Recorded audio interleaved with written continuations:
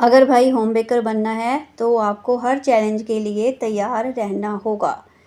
तो ये मैं ऐसा इसलिए बोल रही हूँ क्योंकि अगर आप बाहर से ऑर्डर लेना स्टार्ट कर चुके हैं तो आजकल जो कस्टमर हैं, हर कस्टमर पहले पिक्चर सेंड करता है आपको, क्योंकि बहुत कम कस्टमर रह गए हैं ऐसे जो कहते हैं कि आप खुद से हमें बनाकर दे दो कुछ भी, जैसे कि वो बेकरी में लेकर आते हैं। क्योंकि होम बेकर का मतलब ही लोगों को ये लगता है कि इनके पास जाएंगे तो हमें अच्छे से अच्छा ही मिलेगा, ये कुछ अच्छा कुछ न्यू ही करके हमें देंगे।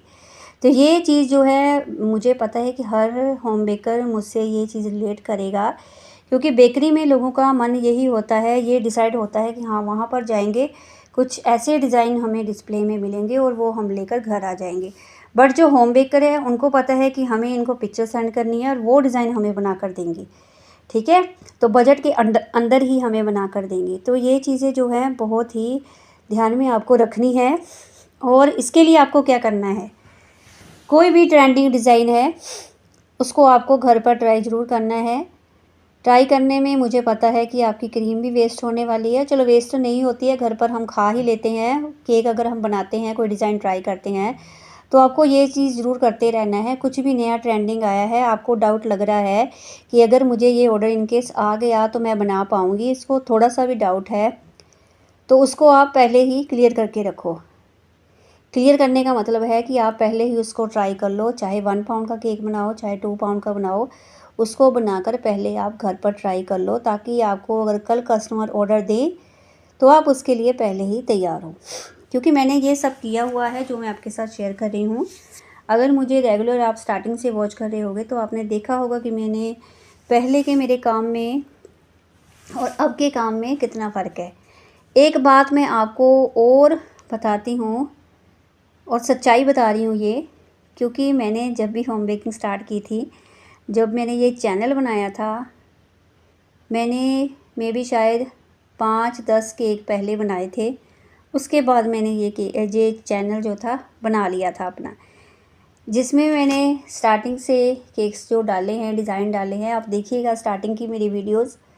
तो वहाँ पर मेरे काम में थोड़ा सा इम्प्रूवमेंट हल्की सी जो मुझे लग रही थी कि मैं आगे से बेटर हूँ थोड़ी सी, तो वहाँ से मैंने यहाँ पर चैनल बना लिया था। मेरे बेटे ने मेरा चैनल बना दिया था कि मम्मा आप यहाँ पर अपनी केक की वीडियो डालो, तो वो मैंने डालनी स्टार्ट कर दी थी। तो उससे पहले जो था मैंने सिर्फ 10 केक जो थे बनाए थे। उसके बाद जो मेरी जर्नी है होम बेकिंग की वो आपके साथ ही स्टार्ट हुई है। अगर स्टार्टिंग से आप देखोगे तो आपको पता चलेगा कि मेरा आज का काम और पीछे का काम कितना जो है डिफरेंस है उसमें।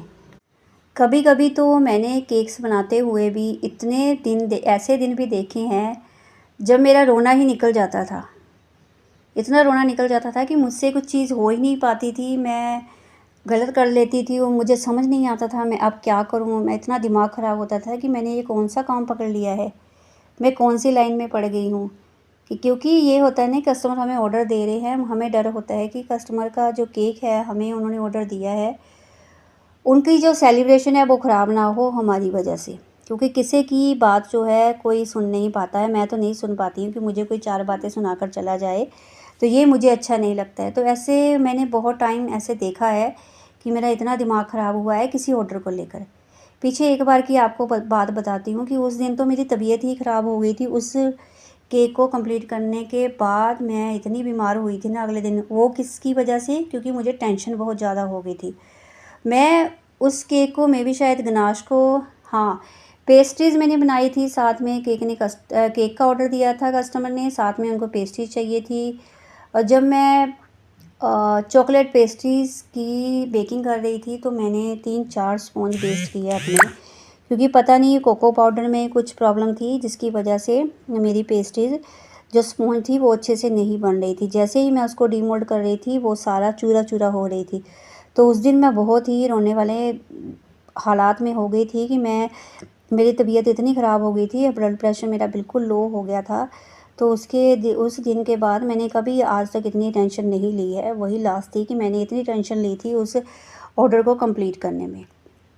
तो वहाँ पर मैंने इतना भी चार्ज नहीं किया था, जबकि मैं आज अपने 2 पाउंड के केक के लिए, 2.5 पाउंड के केक के लिए भी मैं 900 जो है चार्ज ले लेती हूँ। जबकि मैंने उस समय एक मैंने 2 पाउंड का केक दिया, साथ में मैंने बड़े साइज़ की 8-9 पेस्ट्रीज़ दी थी, चॉकलेट वाली फुली चॉकलेट थी उसमें। वो मैंने टोटल सारा ही कॉम्बो कस्टमर को डिस्काउंट देकर मैंने 800 में शायद सेल किया था। तो इतनी टेंशन मैंने ले ली थी सिर्फ 800 के लिए, क्योंकि आज मुझे पता है कि मेरे काम में इम्प्रूवमेंट है, दिखाई दे रही है काम में सफाई। तो मैं अब चार्ज करती हूँ खुले मन से, क्योंकि मुझे पता है कि मेरी जो काबिलियत है उसका क्या दाम है। ठीक है, तो वो चीज़ें जो है आपको धीरे धीरे पता चलती हैं, और काम करने से पीछे मत हटें और पैनिक बिल्कुल ना हो, और जो भी ट्रेंडिंग डिज़ाइन चलते हैं उनको ज़रूर ट्राई करते रहें। तो यहाँ पर आज आप देख रहे हो कि मैंने पैलेट नाइफ यूज़ किया है। ये मुझे कॉम्बो में ही मिला था जब मैंने कॉम्बो ख़रीदा था टर्न टेबल का। साथ में ये 3 पैलेट नाइफ थे, थोड़े 2 स्क्रैपर थे, 2-3 पाइपिंग बैग थे। वो कॉम्बो मैंने बाय किया था, तो उसी से मैंने आज पैलेट नाइफ पेंटिंग की है। मे भी शायद इसको यही बोलते हैं, पैलेट नाइफ पेंटिंग मैंने की है। तो यहाँ पर मैंने ट्राई किया, मैंने देखा कि देखती हूँ बनता है अच्छे से कि नहीं, बट बहुत अच्छे से, बहुत सुंदर लुक इसका आया था फाइनल केक का। तो यहाँ पर जितनी भी क्रीम मेरे पास बची थी, तो मुझे था कि मैं यहाँ पर पर्पल कलर जो है सारा ही यूज़ कर लूँ। तो मैंने जहाँ जहाँ जगह मिली केक बोर्ड पर भी मैंने उसको अप्लाई कर दिया था। तो जो थोड़ा सा लेफ़्ट ओवर बच गया था, तो मैंने सोचा कि मैंने इसको रख कर क्या करना है, तो वो भी मैंने बोर्ड पर अप्लाई कर दिया। उसके बाद उस पर मैंने कस्टमर का नेम लिखा, जिससे केक और भी सुंदर लगने लगा। तो यहाँ पर उसके बाद मुझे सेंटर में स्प्रिंकल्स ऐड करने थे गोल्डन कलर के, तो वो मैंने अप्लाई कर दिए थे। आप चाहें तो यहाँ पर जो गोल्डन फॉइल होता है वो भी अप्लाई कर सकते हैं। तो आज जो मैंने वॉइस ओवर किया है, मन तो नहीं था, आवाज़ भी आप देख रहे हो, तो यहाँ पर मन नहीं था करने का, बट मुझे करना था क्योंकि आज मैंने सैटरडे को वीडियो अपलोड करनी थी, सो दैट मैंने वॉइस ओवर कर लिया। तो यहाँ पर आप मुझे बताइएगा प्लीज़, मैंने जो माइक है वो परचेज़ करना है। अगर किसी को पता हो तो रिज़नेबल प्राइस में कोई माइक मुझे सजेस्ट करें। तो यहाँ पर इसके बाद मेरा केक जो है फाइनल लुक ये था केक का, बहुत ही सुंदर लग रहा था।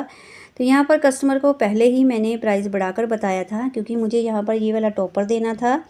तो अगर आप इस टॉपर का प्राइस जानना चाहते हो, बहुत ही जेन्युइन, बहुत ही कम प्राइस है इसका, तो आप कमेंट करना, मैं आपको बताऊँगी। उसके बाद मैंने स्पाइरल कैंडल भी जहाँ पर ऐड की थी। तो कस्टमर से आप इन चीज़ों का चार्ज पहले ही बता देना, ताकि कस्टमर को कोई भी बाद में प्रॉब्लम ना हो। उसके बाद केक का फाइनल लुक ये है। अगर थोड़ा सा भी अच्छा लगा है तो मुझे कमेंट करके ज़रूर बताएं, और ऐसी ही इन्फॉर्मेटिव इंटरेस्टिंग वीडियोस देखने के लिए मुझे फॉलो ज़रूर करें। फिर मिलती हूँ एक प्यारे से केक डिज़ाइन के साथ। Thanks for watching.